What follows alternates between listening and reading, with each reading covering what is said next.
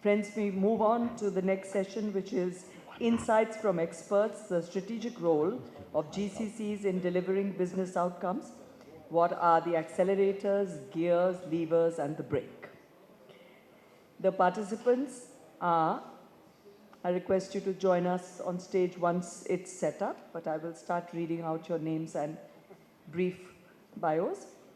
Ananth Rudravaram, VP Technology and Managing Director, SMC Squared India, which is a part of Hexaware.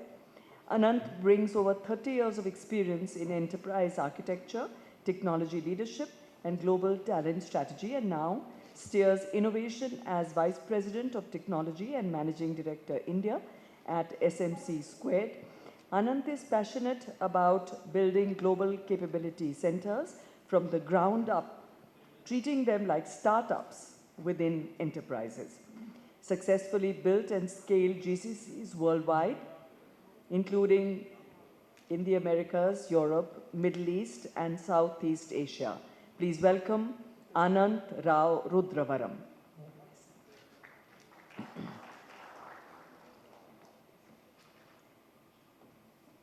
We'd also like to invite on stage Mr. Chirag Buch, Global Service Delivery Leader at Mercer.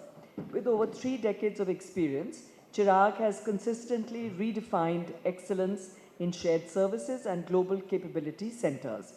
As the Global Service Delivery Leader at Mercer India, he orchestrates seamless operations that span geographies, cultures, and industries, ensuring delivery models that align perfectly with business strategy and long-term growth. Welcome, Chirag. The applause can be louder, I'm quite sure of that. And certainly we have to have a loud applause for Geetha Ramamoorthi, MD India, KBR. Geetha brings over 3 decades of multifaceted leadership across engineering, operations, finance, digital transformation, and business innovation. Now, at the helm of KBR's India operations, she's shaping the company's trajectory across Chennai, Gurgaon, and Pune, leading with strategic clarity and unshakable vision. Warm welcome to you, Geetha. Ramit Gupta, Senior Partner and VP, IBM Consulting India, South Asia. Ramit is the driving force behind IBM Consulting's finance and supply chain transformation across India and South Asia. As Senior Partner and Vice President, he leads a comprehensive service line spanning strategy, technology deployment, and operations designed to empower CFOs in executive leadership with end-to-end advisory, system implementation, and process delivery. Welcome to you, Ramit. Dr. Sanjeev Rastogi. Dr. Sanjeev Rastogi, CEO, GCC Adani Group. Dr. Rastogi is a seasoned business leader with nearly 3 decades of international experience in building, scaling, and transforming global capability centers and shared services. He currently serves as the CEO of the Adani Group's Global Capability Center, India's first multi-industry, multifunctional GCC designed to support the group's diverse businesses across energy, infrastructure, logistics, digital platforms, and emerging sectors. Warm welcome to you, Dr. Rastogi. Shri Atluri, President and CEO, Quality Engineering Foundation. Shri Atluri is a proven C-level executive who has an exceptional track record of leading high-performing global organizations for more than 30 years. He is a fearless and visionary leader who has consistently pushed boundaries through a transformational thought process. Welcome, Shri Atluri. And to moderate this session, we have Abhinav Goel, Senior Vice President, Strategic Initiatives, SSF Global. Abhinav is a seasoned business leader with over 2 decades of experience in finance, consulting, global capability centers, and enterprise services transformation, currently serving as Senior Vice President, Strategic Initiatives at SSF Global and Quintes Global. So it's over to you, Abhinav, to take this forward. Okay. Is my mic working?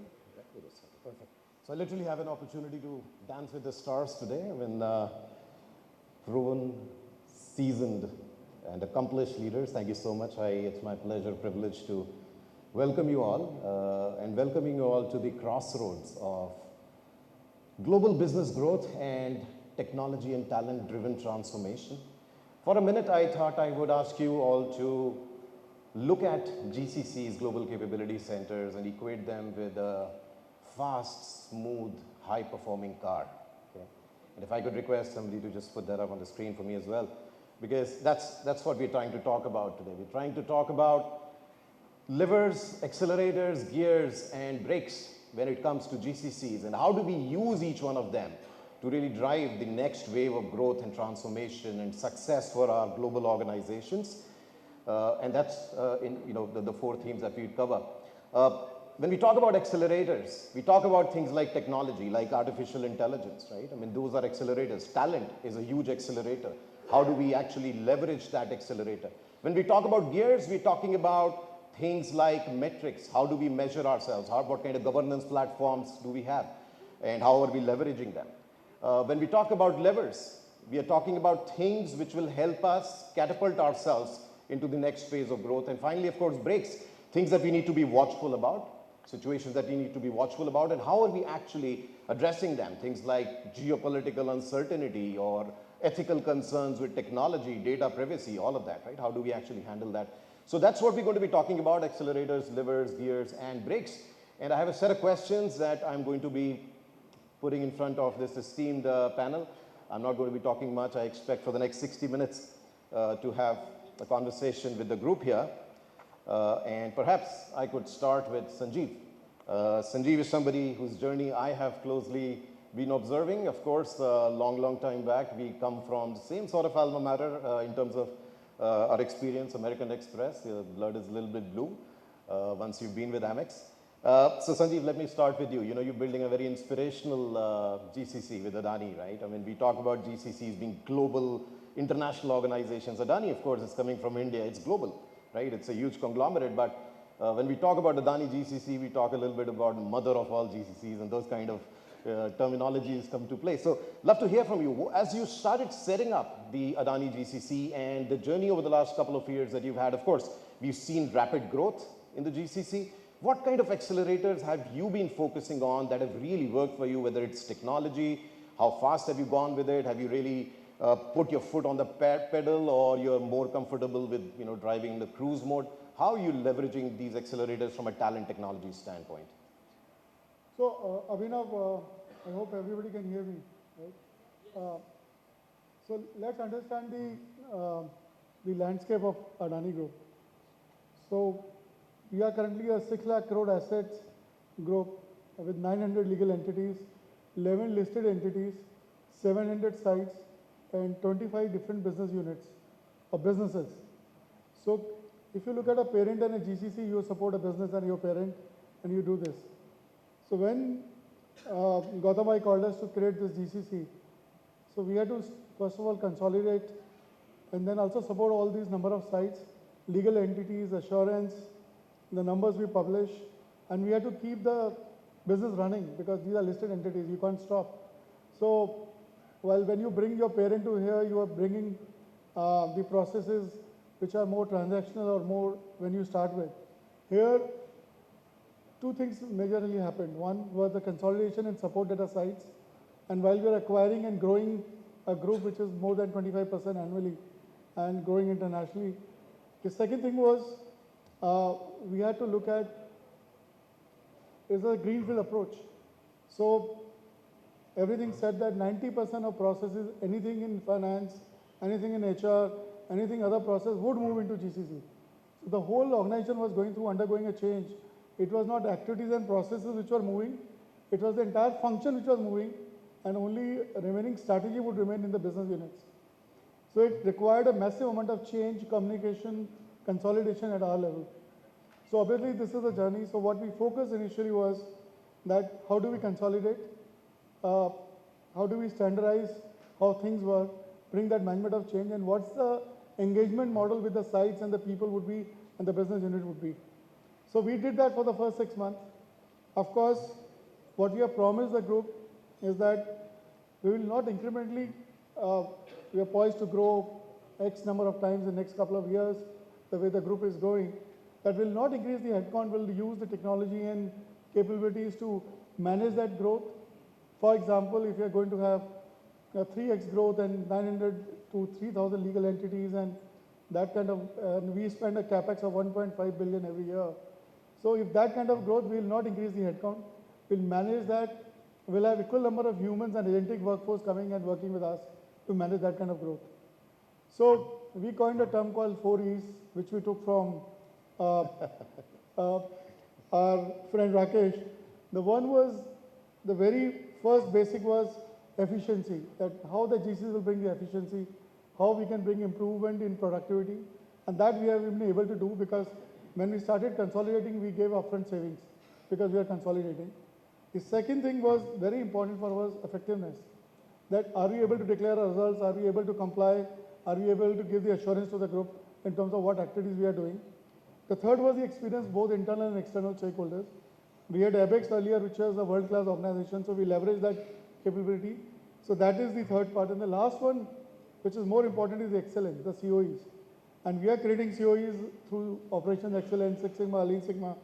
And now we have an engine, which is, we have a very strong partnership with our digital team, our IT team, to implement some of the world-class solutions in terms of, so what we are looking at, we have a roadmap of 5 years already and 3 years in between, that how the GCC will look like in terms of the workforce, both skill-wise, both people-wise, and both digital as well.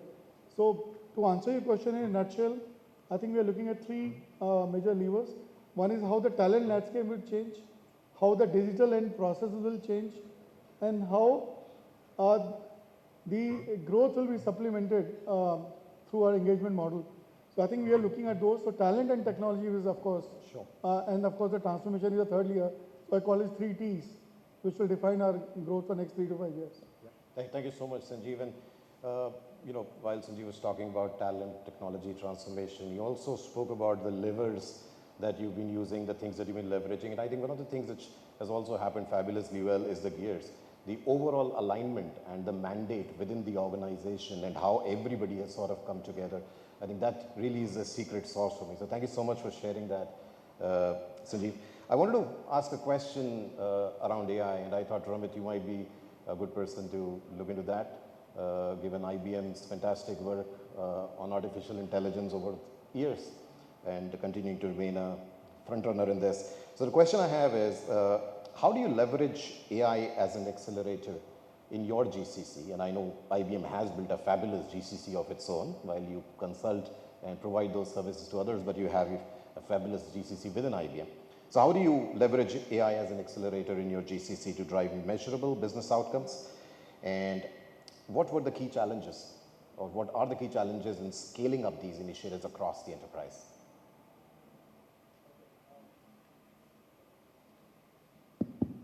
So thanks for that question, Abhinav. So first of all, thank you for having us here. As you mentioned, IBM has been on this journey of what we call as GPS at that time, around 2 decades back. We had centralized a lot of our operations, and there were some 8 business functions: finance, procurement, HR, etc., all enabling functions. We had centralized, and we had announced to the street a saving of around $8 to $10 billion. This is almost a decade and a half back. Okay, and after that, we have been on this journey ever since.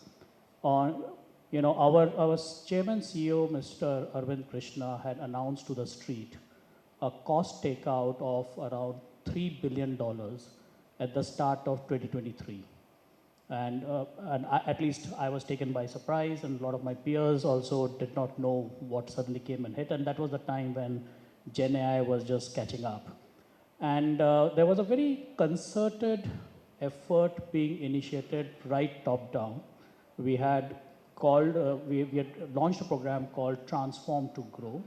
This was chaired by our COO, and there were fortnightly meetings which were conducted directly at Arvind's level, and all enabling functions contributed to it, whether it's IT, finance, HR, etc. And the challenge thrown out was that, you know, we are a technology company ourselves.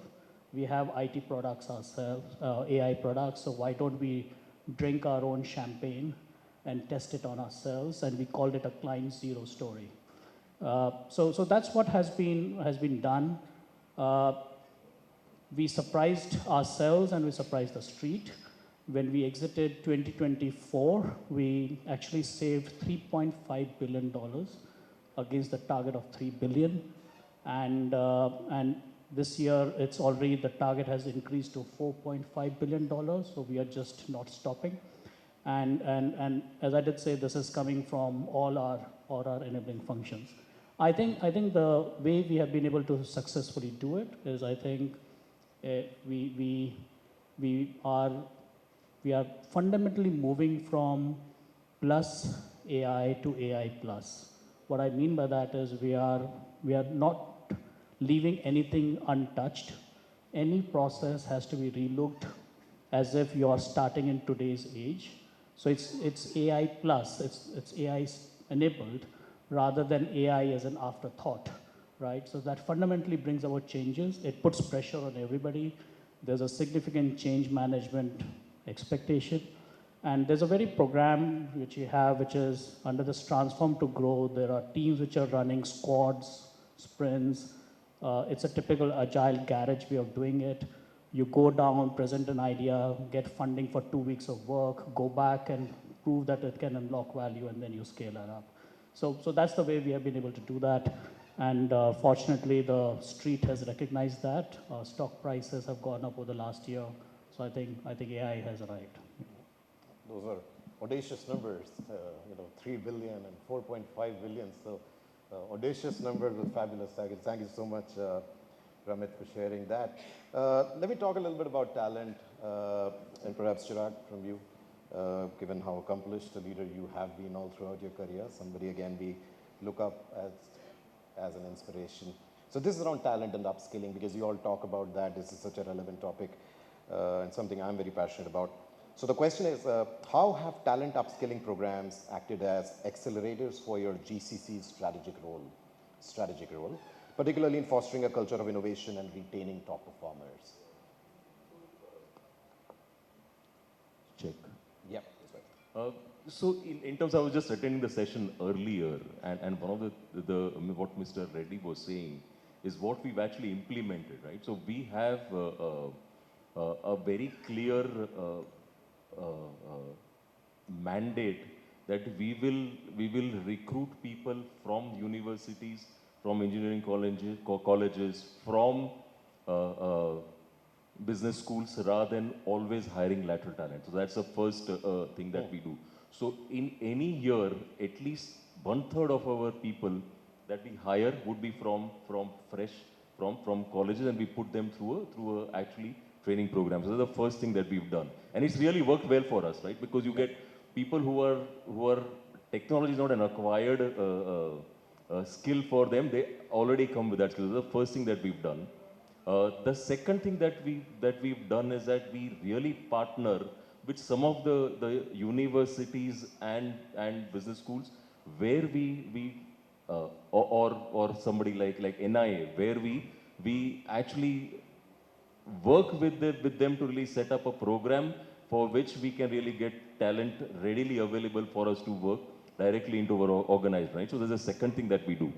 And the third and most important thing that we really do is to ensure that for any new program that we do, we actually put them into this particular. So we actually try and push the envelope a little bit more in terms of trying to ensure that any such programs, we have a full, when I was a management trainee when I joined long time ago, we follow the similar program within Mercer to ensure that they follow that, and from there we really take them on to what their eventual job is going to. That's really worked well for us. So we build bottom up, train them, upskill existing people rather than always by lateral talent from the market. So that's the process we follow. Yep, no, courageous. And I personally think as leaders, we need to be courageous and we need to take a slightly different approach to talent, like you're taking, hiring fresh people, right? I mean, not always looking for ready talent. I mean, the fresher they are, the more the opportunity for us to skill them and mold them and really get them into. Somebody took a chance on us. That's why we are here, right? Absolutely. So that's what we need to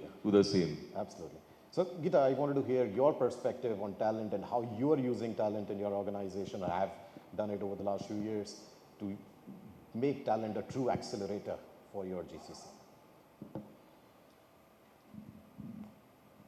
Right, thanks. Before I start, I'd like to just talk about the company that I represent, Kellogg Brown and Root, or KBR as it's called. It's slightly maybe different to maybe majority of the companies that have GCCs in India. I mean, we are not a pure play IT or a software technology company, but it's more of a company that has two large businesses. One is called Mission Technology Solutions, which caters to defense and space and working with the likes of NASA. And the other part, which is called Sustainable Technology Solutions, which is where India comes into play, is all to do with technologies related to ammonia, hydrocarbons, petrochemicals and all of that. So in that context, for us, the evolution has been somewhat slow. Originally, when we started off by having a center in India, we set up an office in Gurgaon about 15 years back, primarily to cater to the process technology licenses and providing the catalyst and proprietary equipment which are integral to this business. And then we started to expand the value chain by setting up engineering centers of excellence in Chennai and then more recently in Bangalore. And we also have a presence in Pune. And we followed the traditional journey in terms of setting up like a long corridor operation and then slowly evolving it into a resource center and then making it a capability center as we call it today, but also in some sense trying to turn it into a transformation hub. I wouldn't say we've arrived, we've conquered it all. No, we are still on that path. But I would say that in the last 3 years, there's been a terrific transformation in terms of not just capacity, but also in terms of capability. So I would call it as 3 C's: capacity, capability, and the last one is customer centricity. Simply because as capability centers, more often than not, our teams don't necessarily work very closely with the clients. Our clients are geographically distributed, and then we have to create the opportunities for those people to either get an opportunity to be there when the project is going into commissioning stage, or if there is an opportunity for them to be part of construction management team, because we are an engineering services company. So for us, talent is absolutely the recipe for success, and we have to layer it with empowering them to keep learning and improving.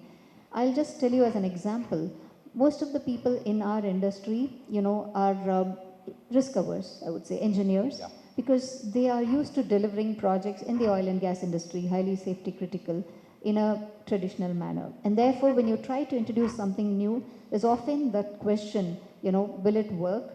What's in it there for me? My client is not asking for it. So trying to bring new technologies, new solutions for them to adopt, to drive that efficiency that, Dr. Sanjeev was talking about, trying to drive that, higher quality, it means that you need to win the hearts and minds of our people. So what we did was really to take them along on that journey, show them those small wins initially, and then prove that, by actually adopting and embracing new ways of working, by driving more creative thinking and innovating, we will be able to deliver better value. And when I mention capability, I just want to elaborate a bit more. We not only started to deliver, smaller packages initially, but now we are delivering end-to-end projects to the client without any, guidance or support from our home offices, which is a big thing for us in that industry. And that has also led to a point where, we are winning projects as direct to India, which again is a huge step forward and holds a lot of promise for future growth for our teams. Yep. Thank you, Geetha. I think that's excellent. I mean, the more time our GCC workforce spends talking to the business or working directly with the business, the exponential the learning becomes. The value that the GCC then brings to the business grows. And I think that's the true incentive for people as well, right? They want to grow as business people. So thank you so much. There's a question, Shri. I would love to hear your views on it. There's the last question on Accelerator, and I would also love to hear your views on it, Ananth, on the same question when Shri's spoken to us. The third accelerator, besides talent and technology, is partnerships. And I would love to hear your views about external partnerships. In your experience, which external partnerships serve as the most effective accelerators for delivering high impact business outcomes? And how does a leader measure the success of these partnerships that you're building with these external partners? Thank you. Thank you for the question, and thanks for the opportunities to speak. The partnerships, particularly external, when you look at it, it's the value they're bringing in. And also, don't be biased in identifying the partner. And the bias can be because of your past experience. Bias can be because you know them, you worked with them. But be open-minded in understanding the market. If you really look at some of the captives that were built long time ago, and some of the consulting firms, the body shopping firms, they actually turned that entire model into, I'm providing GCC, even though the definition is not the same, but the firms, the enterprises would like to work with them because of the proximity, not because of the talent, not because of anything else. I think that notion of identifying that partnership and creating the level playing field without having any bias must be based on meritocracy, not based on anything else. That's one thing. And also, when you look at partnerships, be bold in accepting the technology or innovation. Don't judge based on the number of years of experience that the operator has got, versus there may be a young company or somebody from around the world can provide that solution. Just bring that in. Yep. I think having that openness, having that boldness in their thought would actually make it be even more level playing field. Yeah. I liked what Geetha ji mentioned about working with hearts and minds. Yeah. End of the day, you're talking about the talent. A lot of the jobs are going to be gone. And you are creating a fear factor. But that actually creates a lot of opportunity. And that opportunity is something that one needs to tap into, understand exactly how they can really be able to generate the next level of innovation, next level of outcomes that are very different. Today, one of my friend's firm, which is a $20 billion firm, openly said their code, 20% of their code is generated by AI. In the next 2 years, it's going to be 50 to 60%. And where are you investing the savings? I think you need to start thinking as to how do we improve the bottom line, increasing that efficiency, and bringing the right partners to really brainstorm, come up with creative ideas. I think I actually covered a little bit more than what you asked. Yep. Thank you. Absolutely. Thank you so much for sharing that, Shri. Love to hear your views on external partnerships as well, Ananth. Sure. Am I audible? Yes. Okay, great. So I come from SMC Squared, which is part of Hexaware now, and we are in the business of building GCCs. So what does that mean is that at any given point of time, we might be working with multiple GCCs, which means that, which also means that they are at a different stage of maturity, right? So some of them are, in the startup phase. Some of them are more like, in a mature and, in a stage where they are looking forward to have their own operations. And some of them have already moved out, right? And what it means is that we also follow a BOT model, build, operate, optimize and transfer model, what it also means is we're building the GCC for that particular enterprise, right? So essentially, when we are bringing in the talent, we are recruiting to fit. We're not recruiting from a set talent that is existing. It's basically however the enterprise looks at, we're bringing in the talent for achieving those goals and objectives, right? So from a accelerator standpoint, obviously, when we are looking at the GCC evolution that has happened so far, the first 10 years has been more of digital transformation. Last 5-6 years has been more of modernization. Now it is all of AI. So when we are working with several GCCs, we try to understand the goals and objectives of the organization, right? And look at what the organization is kind of moving towards. And one of the things that came in very profoundly in the last couple of years is that how do I get to that speed, right? The speed and the agility, right? Those are two important aspects because you want to differentiate yourself in the market. So, for example, one of the GCC that we are currently working with is a global electronics retailer, a wholesale e-commerce retailer, and they have presence in 100 different markets, and they have suppliers all across the globe, and the operations are spread across pretty much each of these geographies. They didn't have efficiencies, and they are looking for first of all they are looking to grow to become a compelling e-commerce retailer. More importantly, looking from an innovation standpoint, right? So the scale was absent, the growth was kind of stalled. So they were looking for a partner who can come and advise. And what we looked at is, okay, you bring on your GCC here. So they have now started the GCC and grown to almost like 300 people.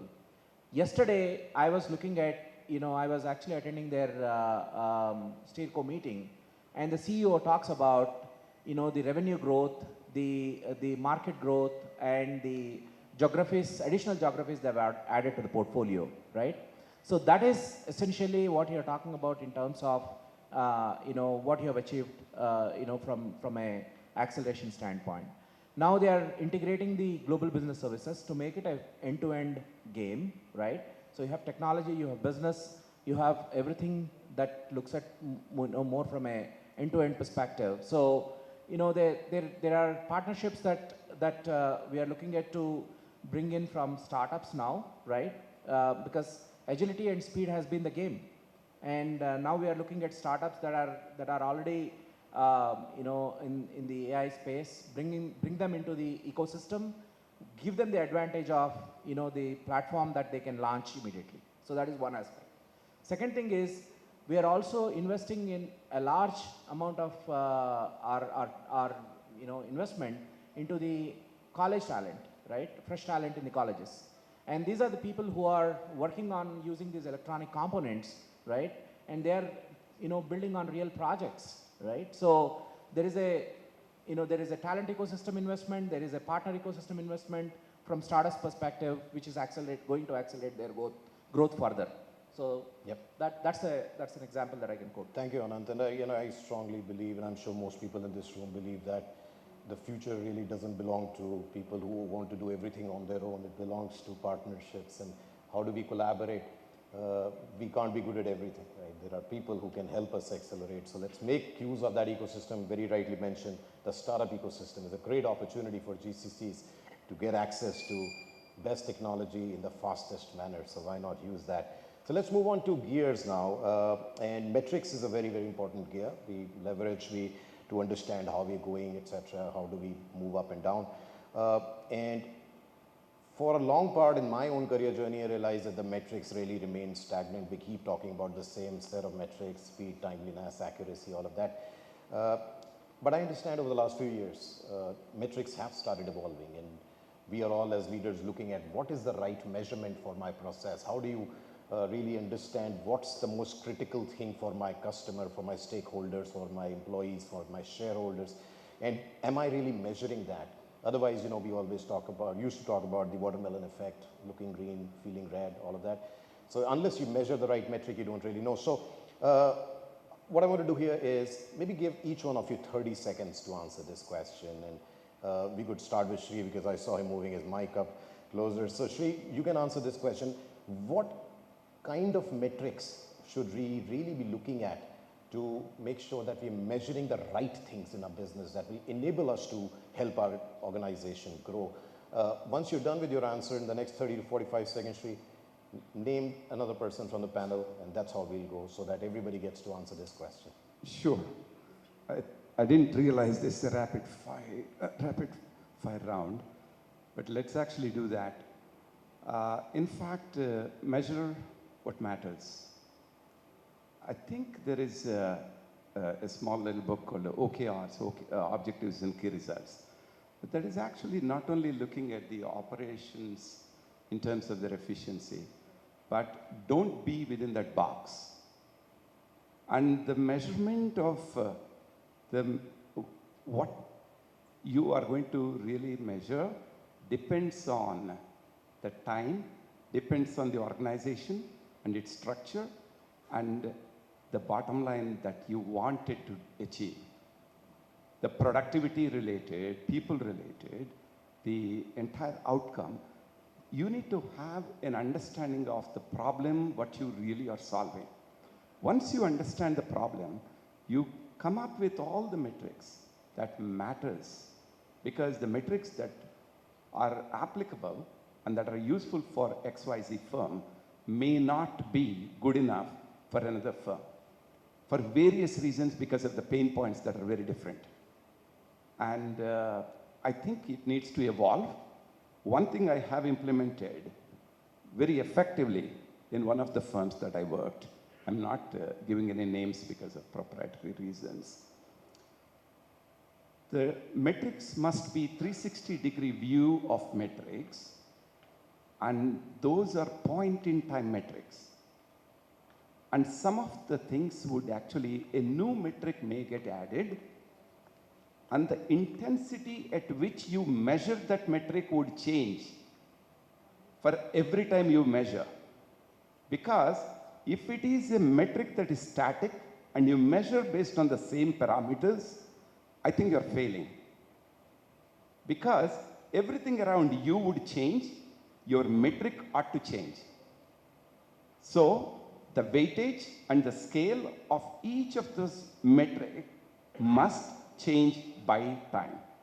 That's what I think is a valuable metric that you would actually measure.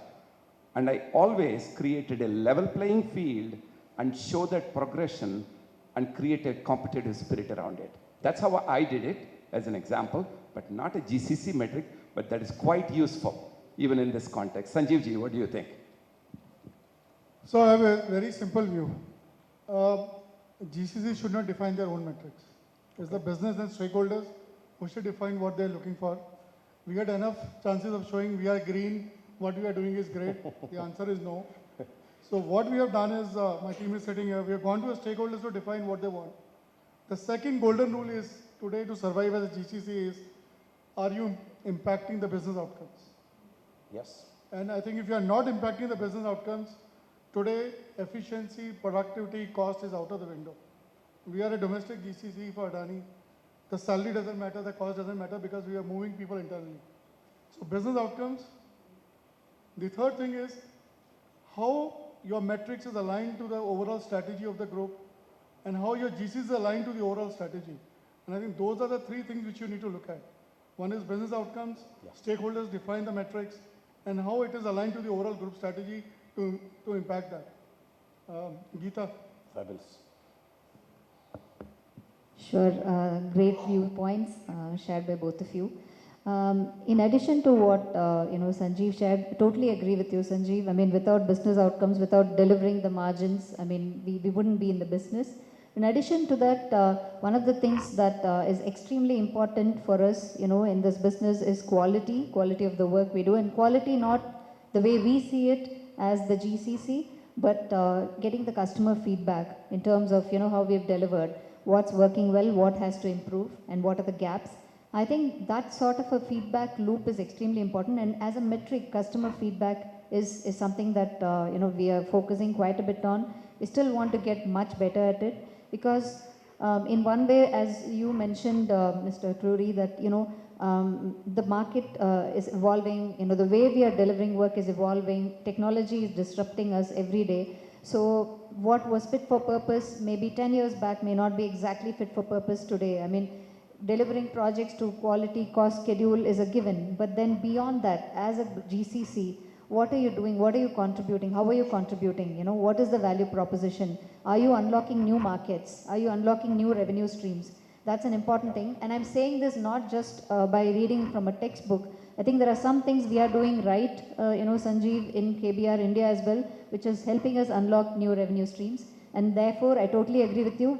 Delivering business outcomes and really aligning with the global strategy in a way are important. And therefore, focusing on customer feedback, quality, and how you keep going up the value chain. I think those are important.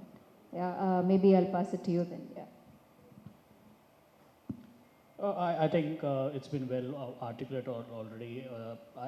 Typically when we work with clients, there are three broad dimensions of KPIs. One, I think, is the business impact, revenue, profit, etc. Second is the operational SLAs, right, and KPIs. What is the turnaround time, etc. Those are important metric. And third is usually the experience element about your vendor stakeholders. Are you impacting that positively? So those are the standard ones, but I must acknowledge and share my personal view. I've seen a dramatic change in the last 2 years of how clients are evaluating their, making decisions. There used to be a time when, I used to meet with a client CFO, they would want to understand the ROI of that investment, right? And you can debate this till the time cows come home and you'll figure out whether it's the right thing or not. But I think there's a need for speed, which is felt. And hence, I'm seeing colleagues taking decisions, even if it's directionally right. Because you can't get the complete ROI figured out. Technology is evolving very fast. Technology cost is reducing as you go forward. And hence, as long as you're moving in the right dimension, I think people are moving forward. So I think there's some bit of openness to look at, some of these KPIs not to be well defined is the way I see it right now. But I don't know how you see it, Chirag.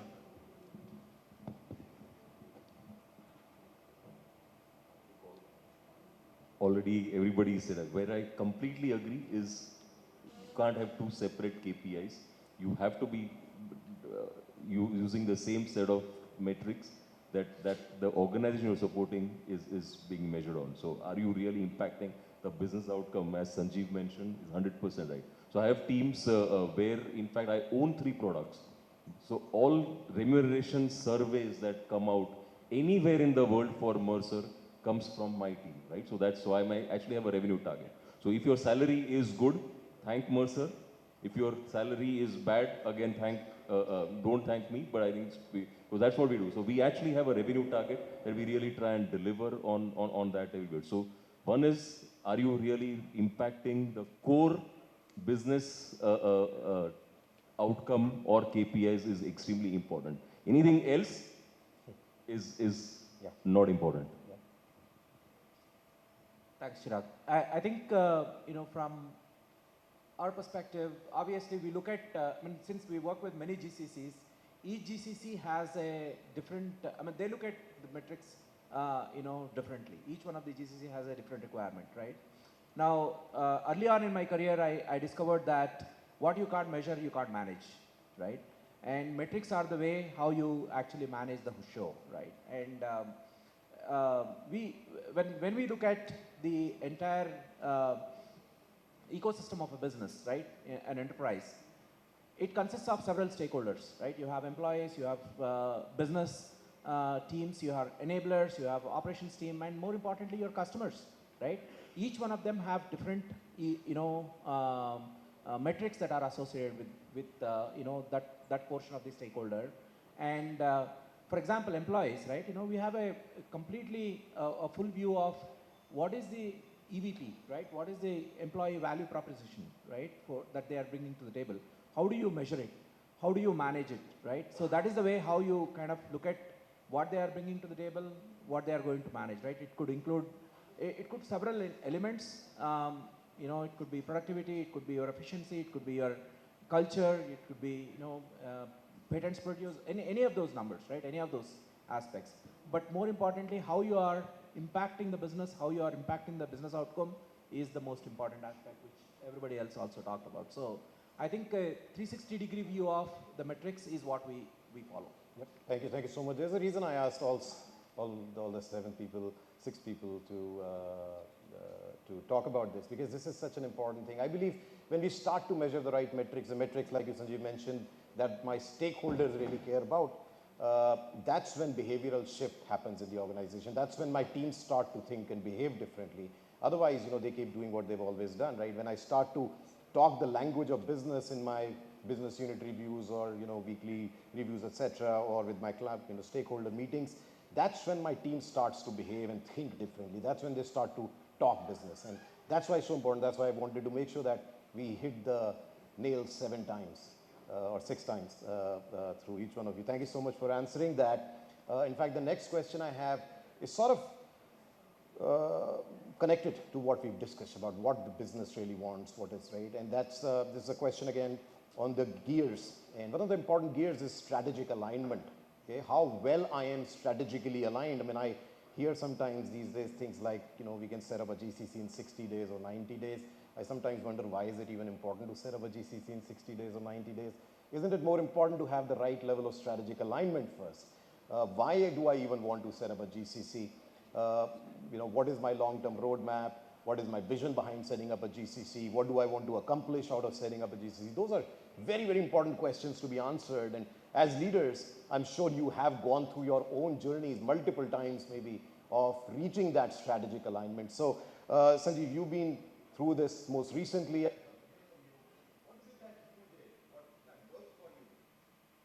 Mike. So, Abhinav, very good question. I think Yeah, go ahead.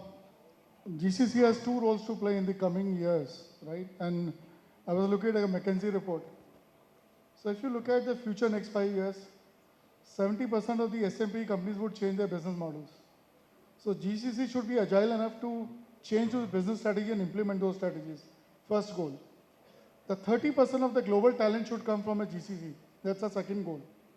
And as we look at our Adani GCC, our future CFOs and in the past, our CHROs, all the leaders would come from the GCC, and that's a mandate. That's a clear mandate, that it will come because they will have a round view of all the 25 industries we serve, and they can take up those roles. So talent, it will become a talent factory, and it should become a talent. Third thing, it should become the nerve center of the organization from a technology implementation perspective. The best place to implement a technology, the best place to implement assurance, the best place to implement compliance and controls is GCC, because you have one shop stop. So I think 3 things will happen. Business strategy will get executed out of the GCCs. It will become a talent factory. The third thing, most important, it will become the nerve center of any parent organization to implement any business change. And I can bet you on this, all of our organizations and all the Fortune 100,000 companies are changing business models based on AI and new technologies, and GCC will ensure that they survive and they succeed. So there are 3 things, and that apply to us as well. Yep. Thank you so much, Sanjeev, as always, candid and very insightful. Anybody else on the panel would like to take the same question? The strategy should not be anything different than what CEO would define. But at the same time, when you look at the GCC specific strategy to implement, I totally agree with you on in terms of the strategy. However, I would like to add a different flavor, particularly when you really look at the overall goals of your organization. And your strategy should define on multitude of things, including talent strategy, location strategy, and the technology strategy. And also, how far you can go with your strategy. For example, the question that we answered, all of us answered earlier, in terms of the measurements and the metrics. What is the bar for anyone to run? Is it 10 miles per hour for you? Is that the bar? is at the right bar. Someone would like to run 100 miles per hour, the bar is very different. That means if your bar is set and you work backwards and put a strategy together.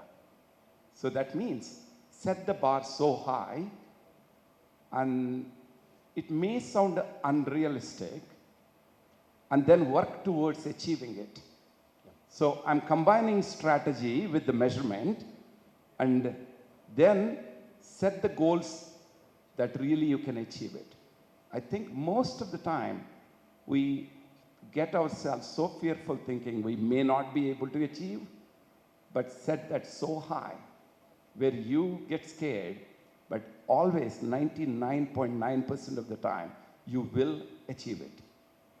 Yep. But with the right passion though. Yep. Yep. Yeah, I think I cannot agree more than what you guys said. Since, as I said, we work with many GCCs, and each GCC comes, each of these enterprise GCCs come with a vision of their own strategy, right, for the business that they are in, and which is relevant. So two things very important: whether the vision and the strategy defined by the enterprise is understood by the employees, right, is a very, very important aspect of executing to the strategy and achieving the results, outcomes, right? If the employees do not understand, if they don't sign up for the strategy and for the vision, then it's a different conversation, right? So that's a very important aspect. The second thing is in terms of defining what is achievable, right? There needs to be a clear mandate. There needs to be a clear mandate in terms of when you want to achieve and how you want to achieve, right? So the when and the how actually defines the execution path, and it needs to be clearly communicated, right? So the communication plays a big role in the execution of the strategy. Defining the strategy is one aspect. Executing to the strategy, is a very important aspect which takes all of these stakeholders into account. Yesterday, as I just mentioned, when I was attending this SteerCo meeting for that electronics retailer, the one statement that was resounding, and I attended the SteerCos of this leader throughout all the 4 quarters, right? And I attended for the last 3 years.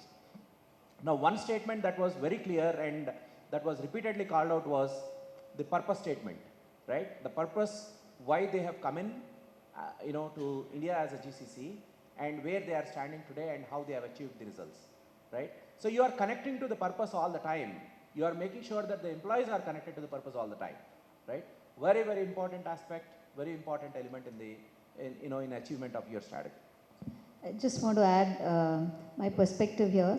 I think when we talk about the enterprise strategy and the overarching global strategy, I don't think it is completely, isolated from the GCC leaders, because I think we all are global leaders and we co-create the strategy with the enterprise. Correct me if I'm wrong. So in that process, we input, into that decision-making process where we say, this is where I think the GCC can come in. This is the value chain that is possible, and this is how we can make it happen. So we collectively create that strategy, and in that process, we also are able to envision the next few horizons of growth for the GCC as well.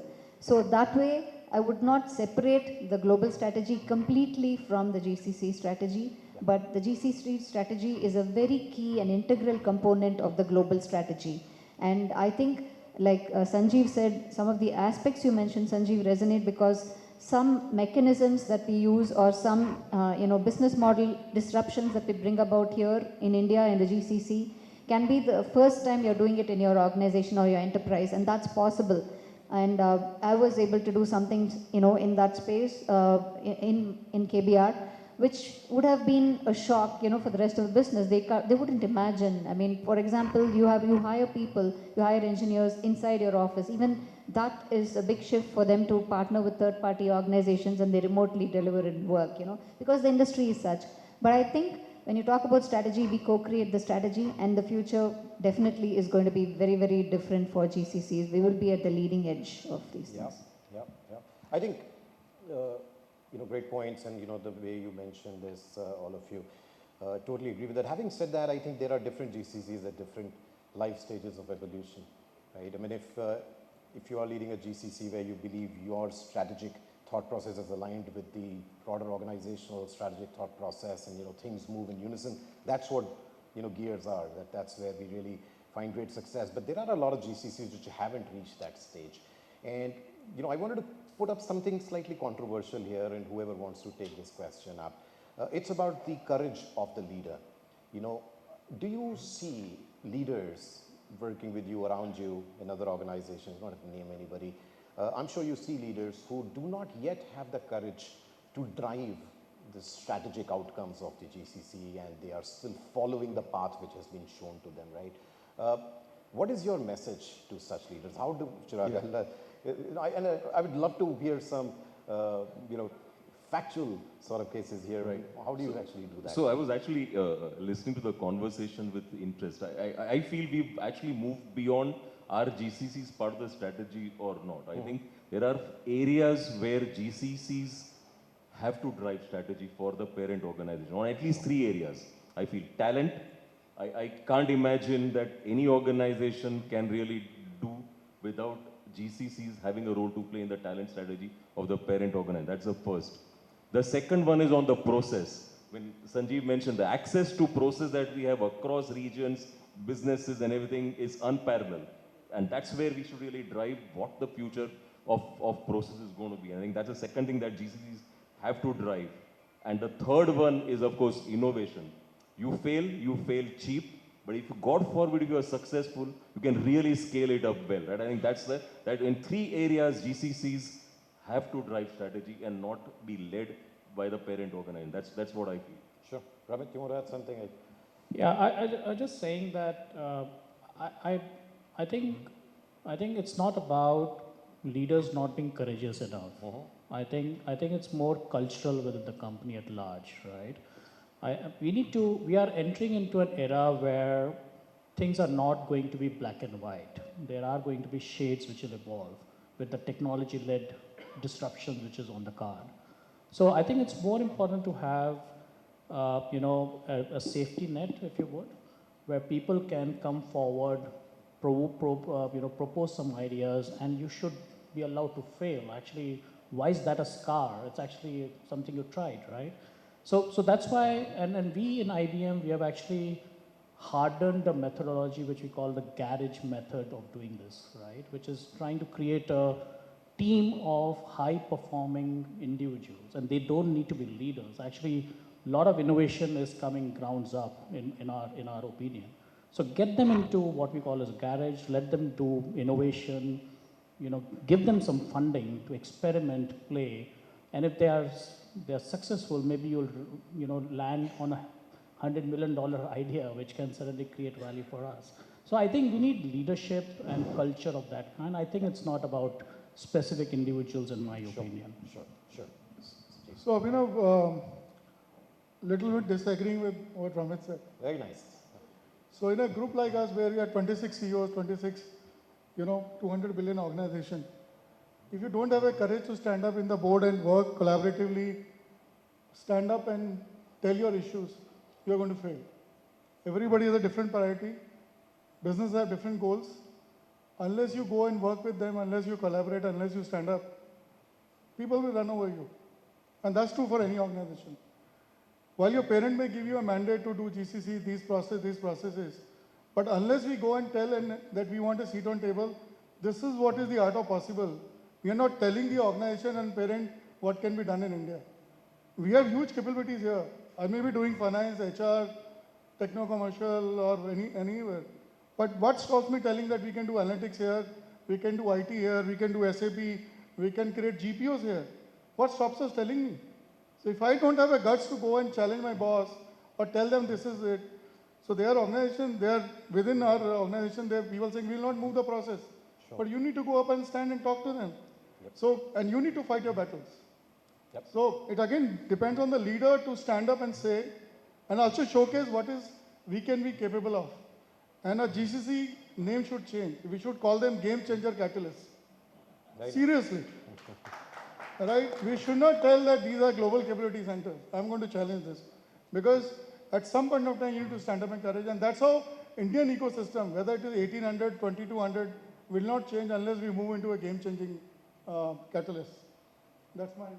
Perfect. Yeah, I want to add a bit of flavor related to seat at the table is very, very important. I totally agree with Sanjeev.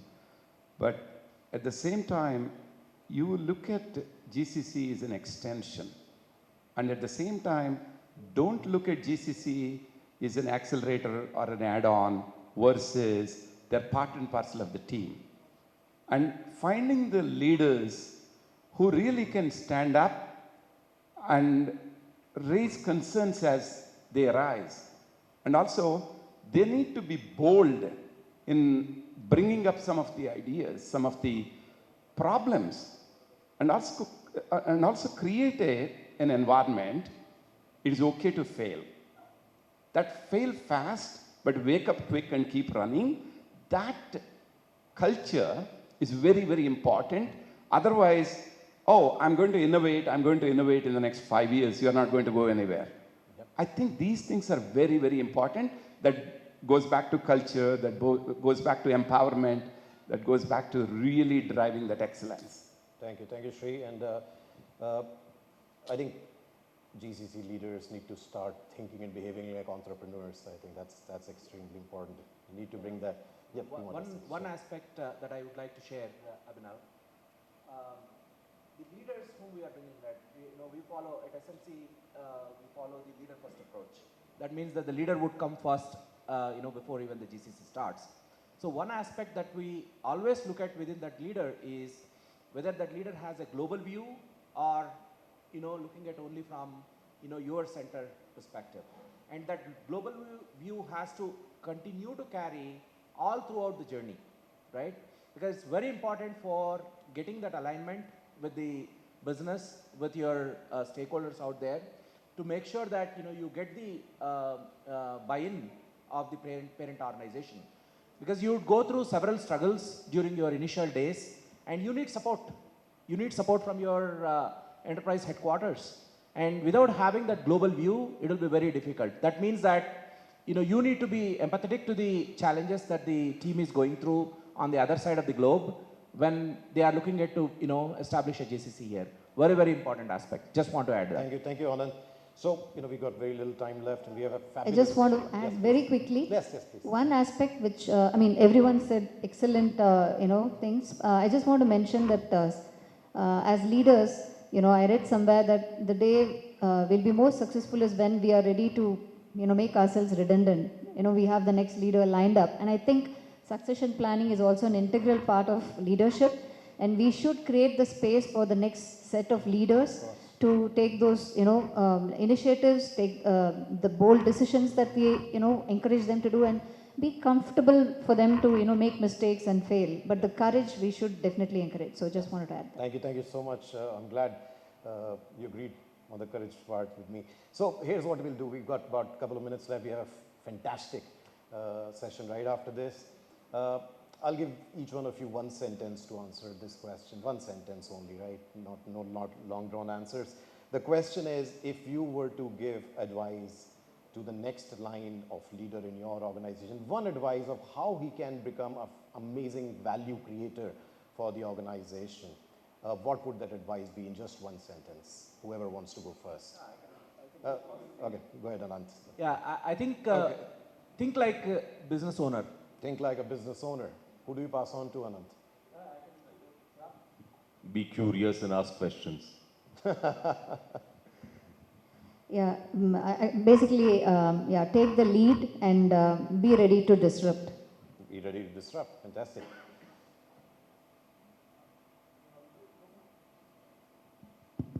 Look forward to the future with a lot of hope. There's a lot of opportunity on the table. Please don't be worried about technology. Right, that's optimism. Fantastic. I think two things for me: being agile and ready to change. Be agile and ready to change. Sure. Sri? Be the best and be ready to beat everyone around you. Absolutely. On that note, let's have a big round of applause for this amazing panel. You guys have all done a great job. Loved having this conversation with you, and hopefully some of the nuggets that each one of you in the audience got today will stay with you. Thank you so much for this session. All of you, appreciate your time and your energy in answering my questions. Over to you. Yeah. Thanks, Abhinav, for steering that session so beautifully.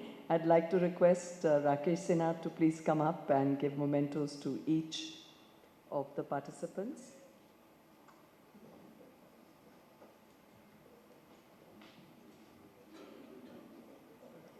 Starting with Ananth Rudravaram.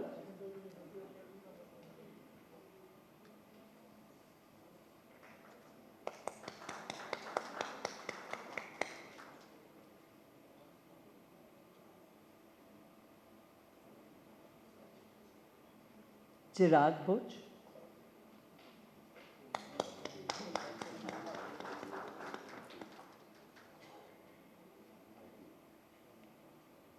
Geetha Ramamoorthi.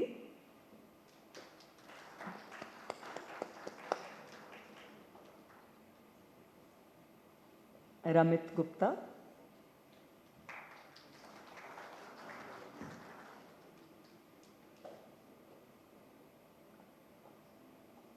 Dr. Sanjeev Rastogi.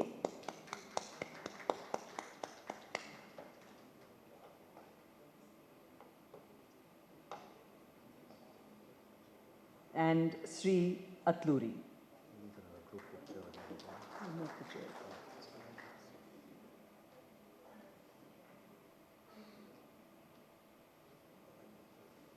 Thank you. Thank you once again. That was a lovely panel. Can we have all the panelists back just for a quick group Yeah, picture? can we have all the panelists for a group photograph, please? No, I have all the mementos on mine. No, he's part of it. So, Ananth, can you come back, please, for a quick group picture? And who else you're missing? Chirag. Has he left? No, he's there. He's there. Yeah, you did a brilliant job. I think it's wonderful. Wait. Chirag's there.